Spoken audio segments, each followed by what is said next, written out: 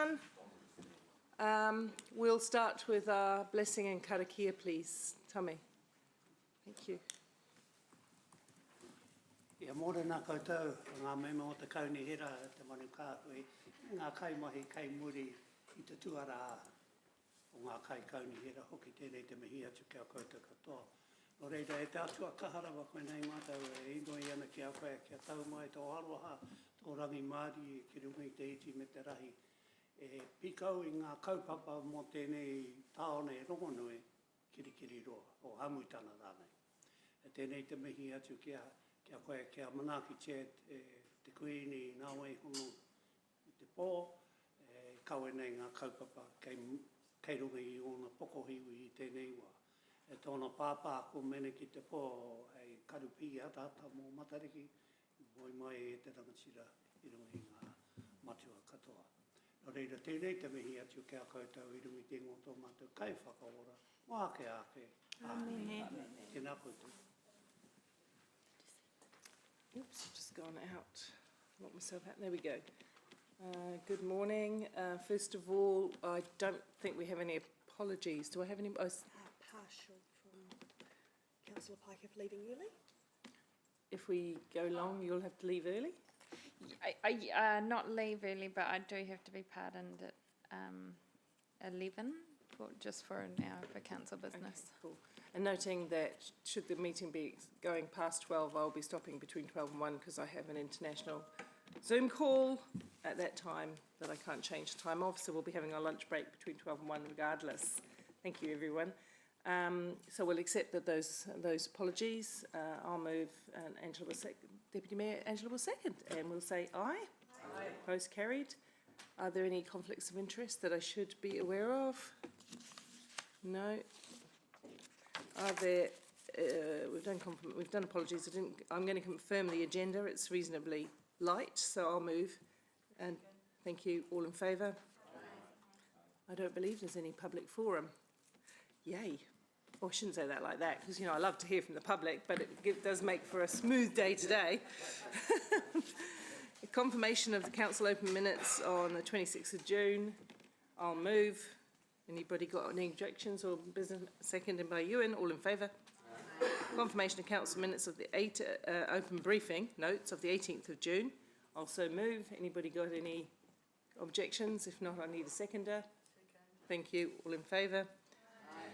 All right, now we get into the meaty item of today, which is council's submission on the RMA National Direction, ever evolving piece of work. Thank you very much to the staff for the work that you've done on the submission and getting it out to us so that we could consider it. And I know we've picked up various bits and pieces of the RMA reform in various workshops across the development of the submission. So thank you to staff. Do you want to? I'm going to move the staff recommendation, and the staff and Deputy Mayor is going to second.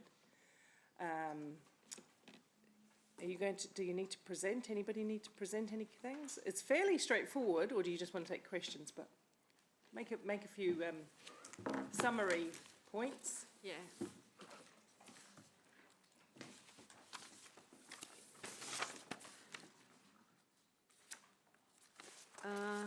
I think we just want to maybe just raise some points about some of the discussions. So one point that I think it's important for us to make clear is about some of the maybe disparities between council draft submission and the civil defense submission.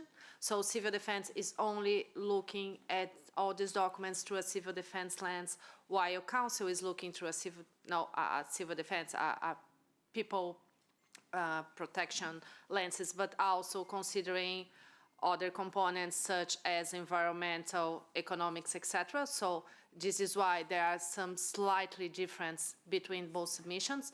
One of the points is about, for example, excluding or not infrastructure from the NPS or not. We had some discussions as part of Plan Change 14 with some of the infrastructure providers, and it was quite enlightening for them to show us that sometimes they don't put infrastructure in a hazard area because they want to, is because it's the only option. The only issue with that is that they're still going to be able to realize infrastructure, but it's going to be a little bit harder for them. So that's the only main difference that I see. I think it's interesting just to clarify that. And another point that I think it's interesting to clarify is that the draft submission was based on all the work that's been done so far, including council response to NPSUD and MDRS as part of Plan Change 12. So particularly when we talk about Papakayanga and Granny Flats, the draft submission was based on the work done so far. So another point that staff put is about maybe not allowing Granny Flat straight away, as a totally permitted activity in medium and high density residential zones. And I think two key points here is, one of them is because it slightly contradicts what we just approved in terms of Plan Change 12. So where we are targeting these areas to have higher density, etc. And the other key point is, since we are targeting these areas to have higher density, we are investing more in infrastructure. So, and if you're investing more in infrastructure and suddenly you're not realizing this density, you may be over-investing, so you may be putting money and you won't take this money back because you are, spreading this density. So that's another point that I think we wanted to raise. I'm not sure if Mark or Nathaniel team have anything else, but otherwise happy to take questions. Thank you, and I'm aware, one minute, Andrew, I'm aware that a couple of councillors have, Emma, you raised some, where are you? There you are. Emma raised some issues from that perspective of civil offence, which you've spoken to, so I'll be interested to see if that answers or deals with any of Emma's concerns, sorry. And Andrew sent through just this morning quite a long, extensive list. Perhaps it's just better rather than going question by question, if you have had time, and that's very little time, are there any comments you would like to make in respect to those suggestions?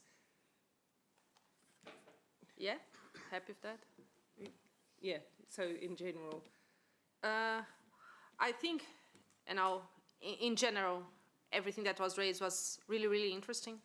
No issue at all. I think the main 2 points are these ones that we raised in terms of aligning with Plan Change 12, and being consistent with the infrastructure that we are putting on.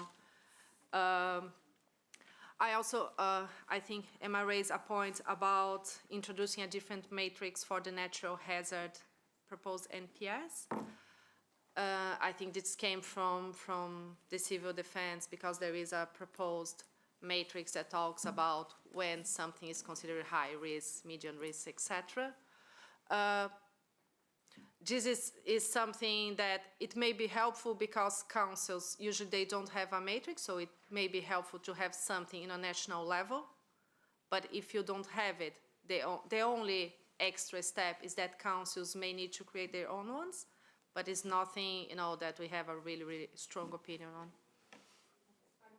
On that, and then I'll ask Andrew if there's anything he needs clarity on. Yeah, I can speak to that. So in terms of the matrix, so there is an existing matrix, risk matrix, that's already used. And the issue with the new, with the MPS is that it introduces a new one, and it's not very clear on the implications of it, or the use of the language of significant risk.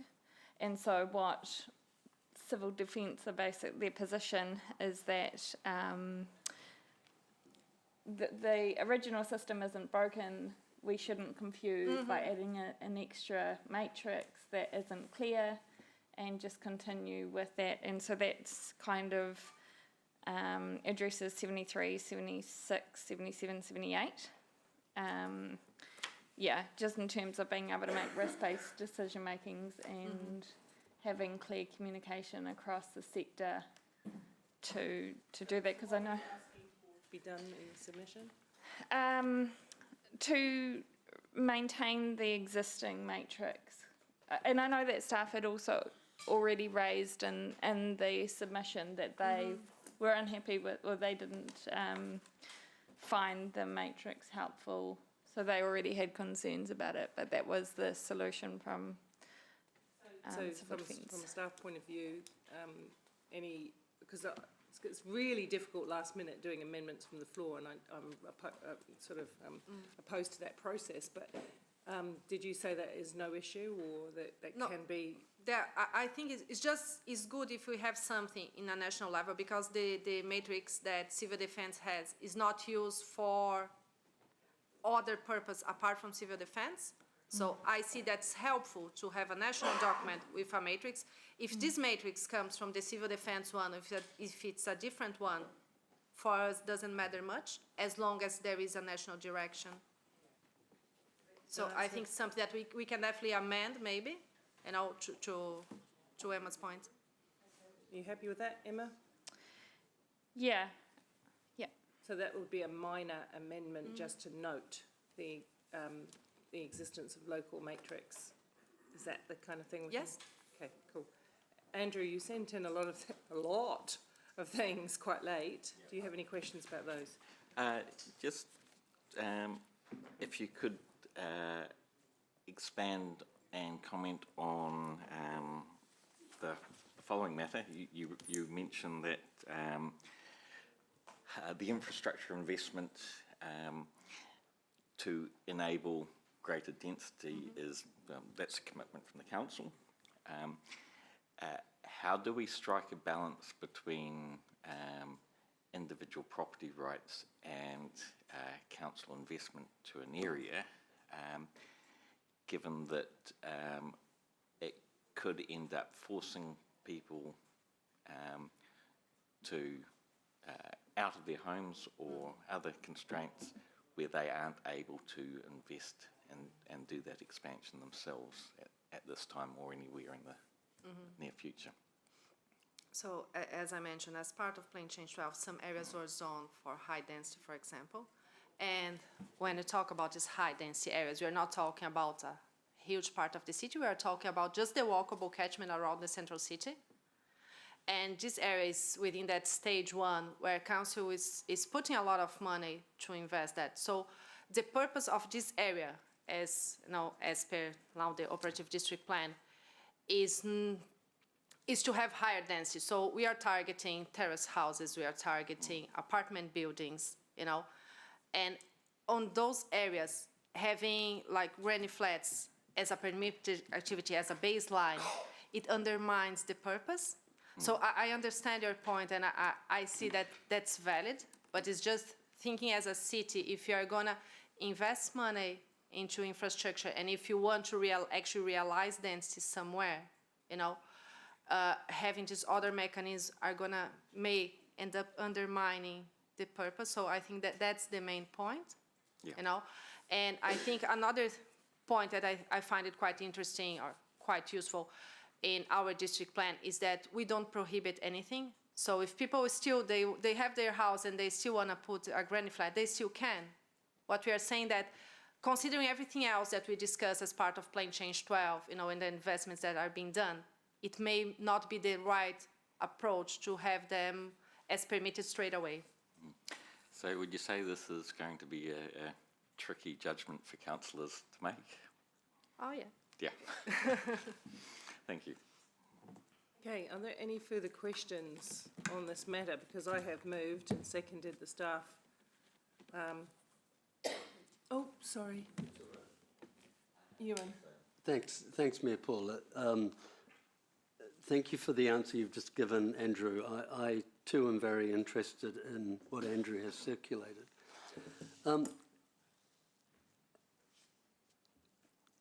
In high density zoning, if a property owner sits on, say, a 700 square metre section,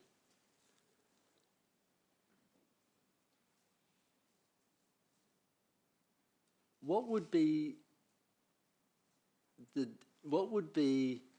detrimental impact if they chose to simply add a granny flat? So what I see is that this is going to be a short-term solution. So you have the 700 square meters with a single dwelling. We are adding a granny flat. So we are finding a solution for short term. So we are going to have someone else living there instead of maybe allowing the 700 square meters to be redeveloped to allow, I don't know, 15, 20 residential dwellings. So rather than thinking about the medium and long term, you are prioritizing a short-term solution. And is that as impactful in medium density? It is similar because the medium density as well, you know, you are targeting higher densities. But just on another note, as part of Plan Change 12, we shrunk a lot of our medium densities. So we actually just have the medium density around some of the key transport corridors, like around Chartwell and some of the neighborhood centers. Is not as it was notified where we had large extent. So the majority of our residential zone is still general. So it's still going to be allowed, you know, as a permitted activity straight away. Thank you. It's very helpful. One further question, if I could, Mayor Paula. Do you think you could estimate the percentage of the city, taking into account all the different zoning, of a rough percentage of the city where you could, as of right, add an ancillary or granny flat? That's a good question. I don't know, Mark, do you have an idea of? I know we did those calculations as part of Plan Change 12, and off the top of my head, we are looking at about 20 to 25% being your medium and high density zone, and the rest being either large lot or general residential. So the majority of your zoning is your general residential zone. Thank you. Thank you. Andrew? Clarify that I'll move the amendment, and Emma will second my amendment, and I will second her amendment. Yes, so we'll deal with Emma's and mine separately, and yeah, I think that.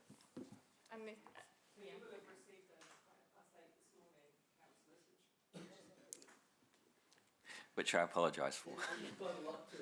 There's a lot to digest, so you'll have a choice of going with the staff one or taking a look at Andrew's. Emma. I think it was. I could be happy if the movers were also happy to include the matrix. The suggestion for the matrix. The amendment to note the matrix was going to occur. Are you happy with that? So that is now picked up in my motion and Angela's seconding. Okay. We're accepting that. The only other thing would be, like, if I were to prioritise that where natural hazard is not reduced, that we put more towards readiness and response and recovery to natural disasters, to reduce hazard exposure where it already exists. So, sorry, Blair, can I just have staff listening to that because that's a specific request? Sorry, go again. The specific change you want is what, please? Sorry, Emma, so that staff can respond. So it's 0.7.6 on my email, that where natural hazard risk is not reduced, more effort and cost must be put towards readiness, response and recovery to national disasters. Accordingly, taking proactive steps to reduce hazard exposure where it already exists.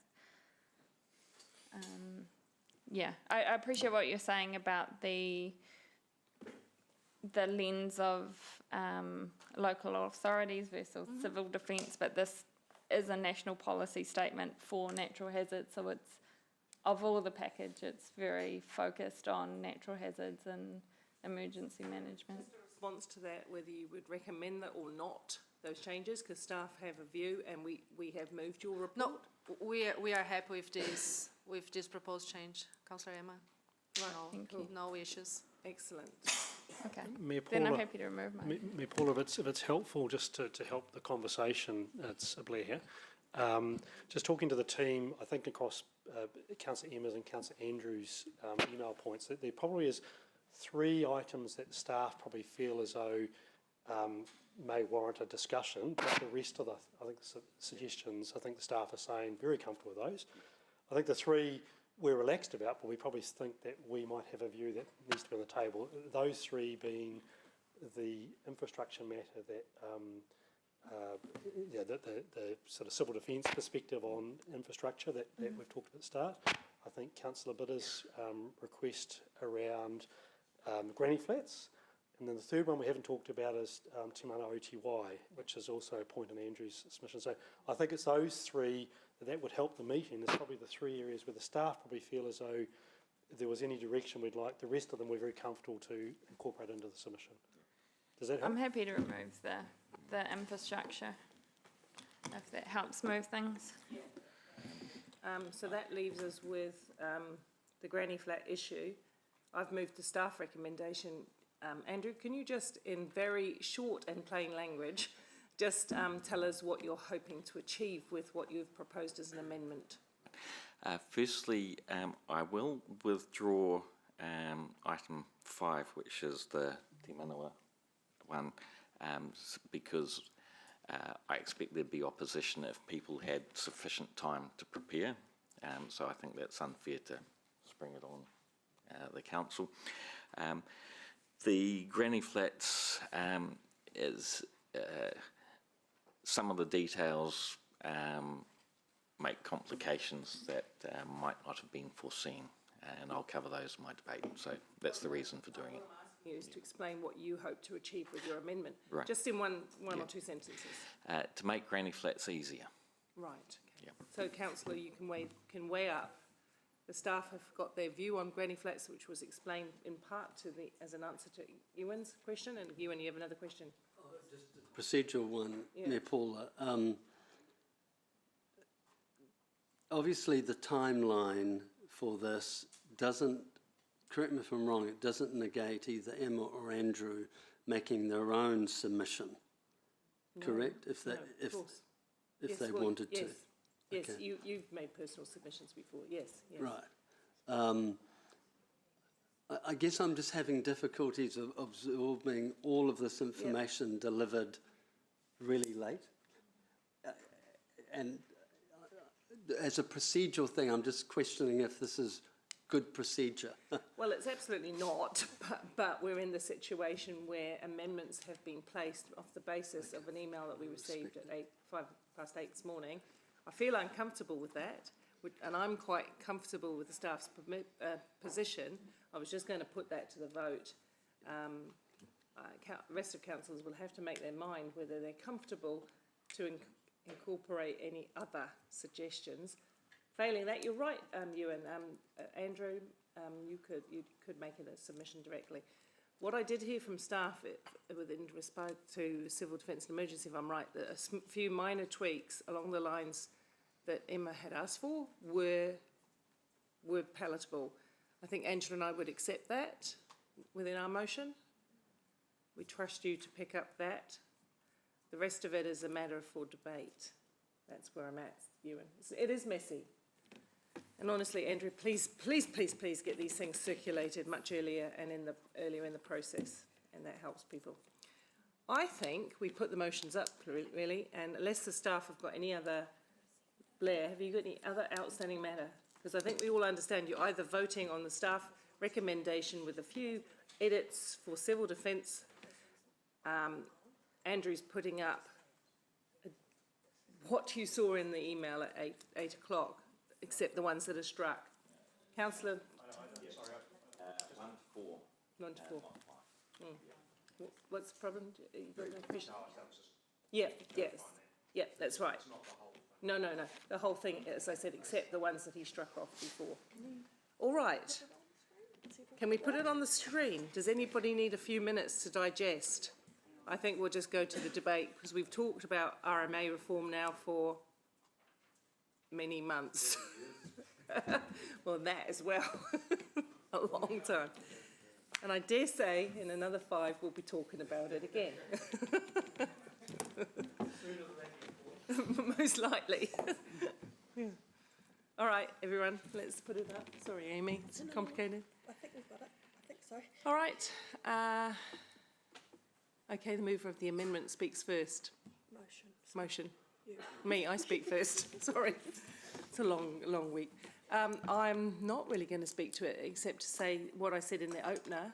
Thank you very much to staff for the process that you've been to. It is an extremely complex piece of law and a massive change with massive repercussions for local communities, to be honest. And as Blair says, it's actually only the start of the reforms of legislation that have a huge impact on council. These kind of legal changes, plan changes, are the sort of thing that really changes the way we do business. And we have to be mindful of 2 things in making our decision: unintended consequences or negative consequences of change to legislation that we know and understand because of our local area. I feel that the staff have struck a very good balance. We can't wholesale not approve government's changes. We've got to be pragmatic and reasonable in the way we face the direction, because government is going to make some decisions. So if we can make some rational, sensible, balanced suggestions within the mix, I think that's a good outcome, and I think that's what we've done. Thank you. Andrew. Mayor Paula correctly raised the issue of unintended consequences, which is always a big issue in stuff like this. And I have spotted a probable unintended consequence regarding granny flats. Imagine if you had a home and a need to expand your accommodation to support your own family, i.e. have a granny flat.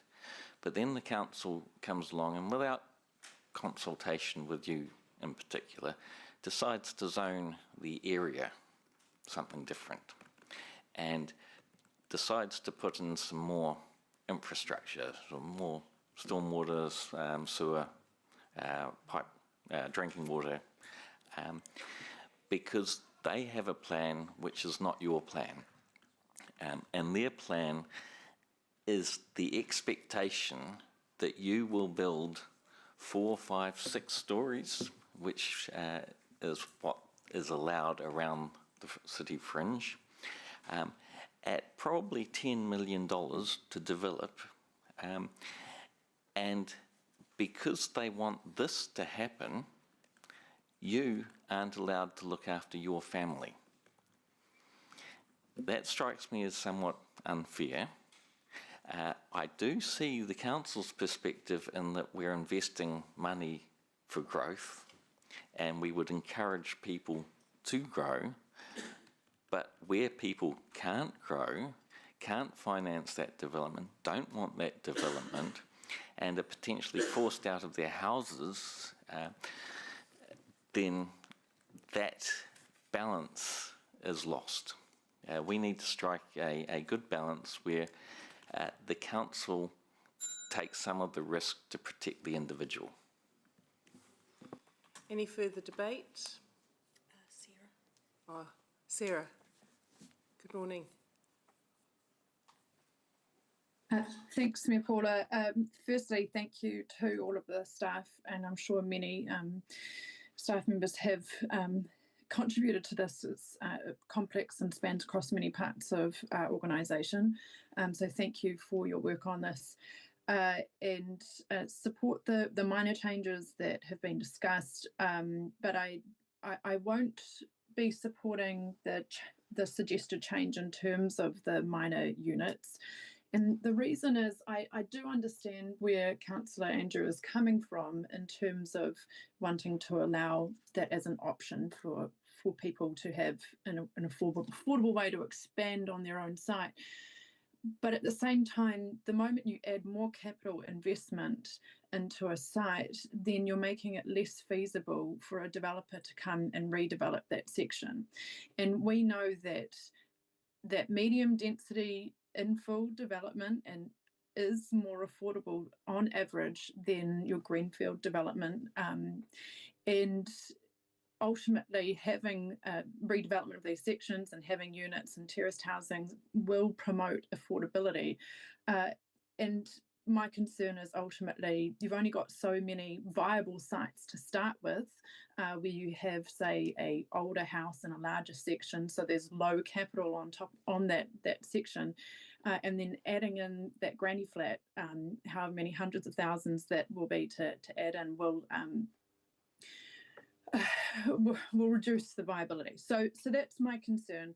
And in terms of looking after the individual, we all are collectively ratepayers, and we do take on individually the risk of putting investment into infrastructure, and if then that investment, the return on investment isn't realised through not having that medium density and high density development go ahead as quickly as we would have anticipated, then actually that's a cost that we all bear as well. So there's 75% of the city that will still have sites that allow it.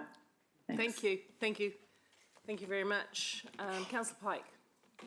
Thank you, Chair. And thanks to staff for their work on this. I know it is a very complex issue and a large amount of work. And I do apologise to councillors for the late amendments. If it helps provide some comfort, the Civil Defence Joint Committee submission, which was supported by Becca, was provided to staff early. However, it has been a really short time frame overall. So it's just made it a bit difficult to react. But I do appreciate the staff's commentary on that this is an HCC submission and it does require a local government lens. However, civil defence is a local government matter, and particularly for the MPS on natural hazards, we must have a civil defence lens. Can't really be ignored, in my opinion. We need to note that all natural hazards must be accounted for, not just a select few, so it is necessary to ensure we're looking at the full scope of risk.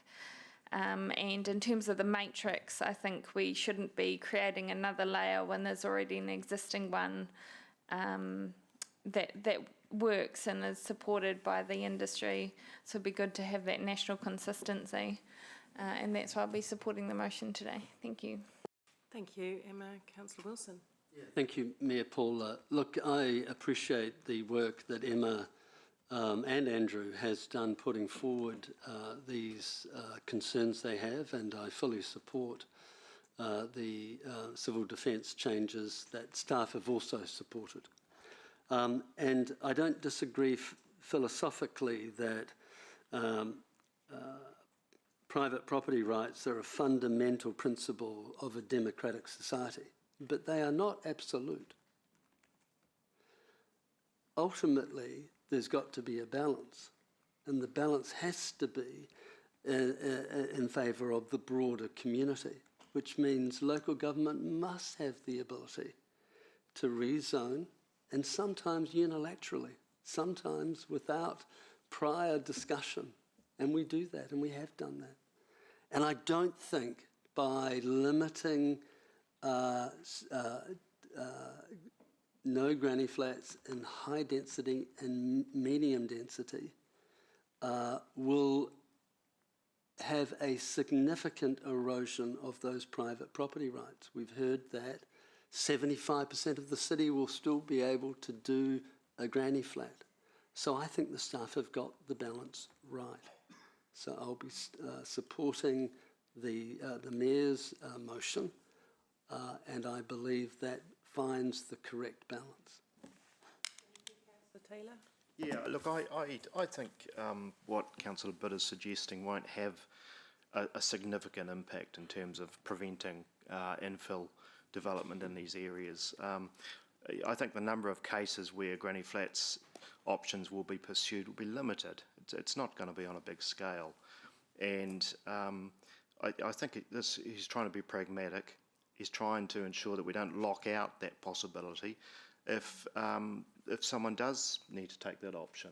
And not many people are going to, it's not going to be a widespread thing. I don't think we should sort of suggest that it's going to have a big impact there. Granny flats are more and more important. I know from personal situation, and I think there's a lot of families taking that option now of extended families and bringing them in out of sheer necessity, be it for economic reasons, be it for health reasons, and that's the way we should actually be living, in my view. And I think that's what families are about. And I understand that currently, you know, across 3/4 of the city, this plan will allow that to happen. But I don't actually think it's a huge reach just to say, okay, if you really have to do it in these other areas, then that's fine, because it's going to be a small percentage. So I support it. Thank you, everyone. Just in my right of reply, because I don't see anybody else. Thank you both for giving some attention to the submission. It's always good when councillors do provide some feedback, notwithstanding earlier, next time would be most appreciated. Emma, thank you very much for being the voice of civil defence and emergency with your role. You've done a great job over this term it is actually your job to do what you have done today, which is to advocate on behalf of civil defence, so thank you for that. I'm just going to make a couple more points. What I heard in the staff's response to some of the suggestions today around the granny flats in particular was that we don't need to undermine the limited amount of medium density land that we already have and what we intend for that land to be used as. I do make a cheeky point, that I don't believe additions to existing homes are prohibited. So if our homes need more space, they can add on a room and all of those kind of things to incorporate more people. We've got to be really careful with policies like this, that we don't accidentally create a death by 1,000 cuts approach to our land use. So on that basis, I'm happy to move. We go to the vote for the amendment first, which is Andrew's amendment, everyone.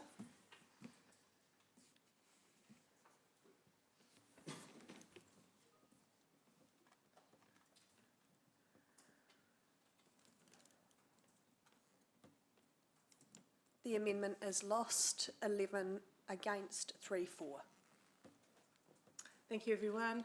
And now we'll go to the substantive vote.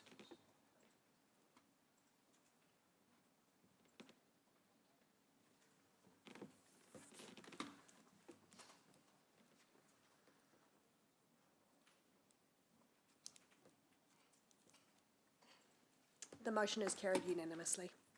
Thank you, everyone. Thank you, staff. I'll now move that we go into public excluded, and then we might take a 2-minute leg stretch, because I intend to go straight through the other item. And I'm not going to say anything about the close time of this meeting, but if you can just psychically read my vibe, right, about how long this should go, that would be good. All right, so just in terms of I just need a seconder and a vote for that PX. Move to PX, please. Oh, I thought it did, sorry. Moved to PX, seconded by Tim, all in favour, post carried, apologies. Okay, if we can just close the door, I want to speak through the process.